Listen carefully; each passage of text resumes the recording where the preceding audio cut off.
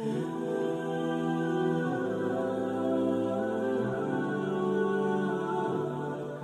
or 4 brothers, enough.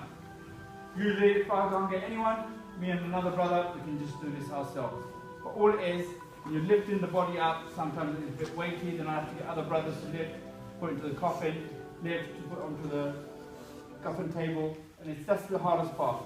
All the rest is quite straightforward, as I'm going to explain to you now.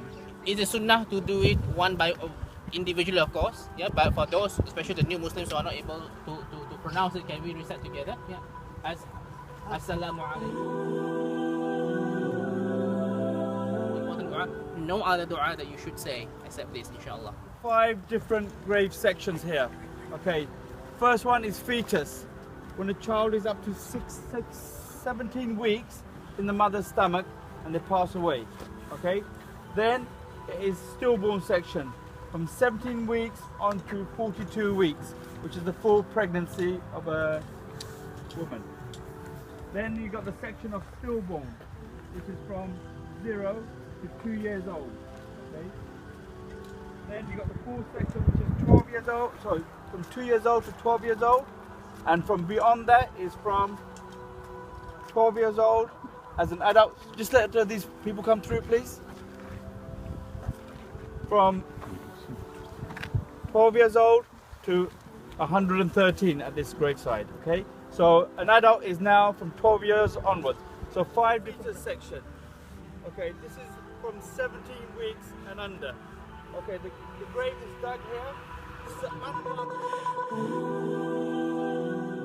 Okay, if you look on this side of me now, these are when they first started the cemetery here. This was the children's section. Now, if you look on here now, here it says 6 weeks. They're all like messed up quite badly at the moment. This is the baby section, okay? This is when a child has taken 1 breath. If a child takes 1 breath, they are given the full ghusl, full janaza, and a full burial as well. As the brother did tell you earlier on, this graveyard we bury without a coffin. So all these children and adults and the sections here are buried in shroud burial. 2002. Ramadan. As you can see, all the graves are identical. Islamically, no flowers, you can see, but at the end of the day, when we tell people about flowers, that's a completely different subject. If I told family, when I'm arranging a funeral, I do try to explain to the family, please brother, sisters, don't bring any flowers. Give that money as charity. Bring your tombstone. If you go to the cemetery at Tottenham Cemetery where my father's buried, there are graves over there that you'll see. They've built a BMW convertible over the grave out of marble. Now this slab here is say £250. Can you imagine a slab of marble over that grave? It's probably worth as much as the car itself. But maybe, you know, he liked the BMW, or he used to drive one of them. What's the purpose? Oh, that's what he wanted. Go to another grave over there, they put a masjid over it. Go to another grave, it's a full tomb over it, £16,000 cost it. And I said to the brother who did this, I said, why do they do that? He goes, whatever the family want to do, I will do it for them. Islamic writing, they put kalma over it.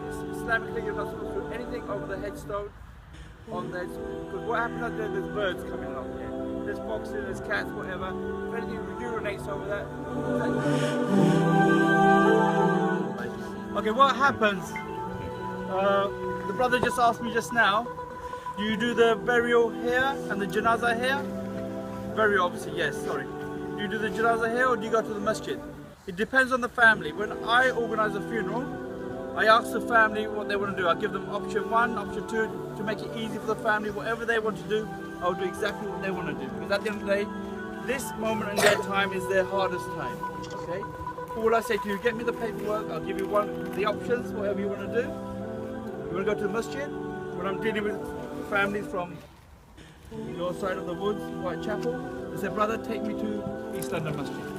Then our Nabi Sallallahu Alaihi Wasallam used to say that whenever you bury a person, bury in the manner I have prescribed to you when you go to sleep. And when you go to sleep on your right hand side. That is why you need to go. That is the sunnah. Okay?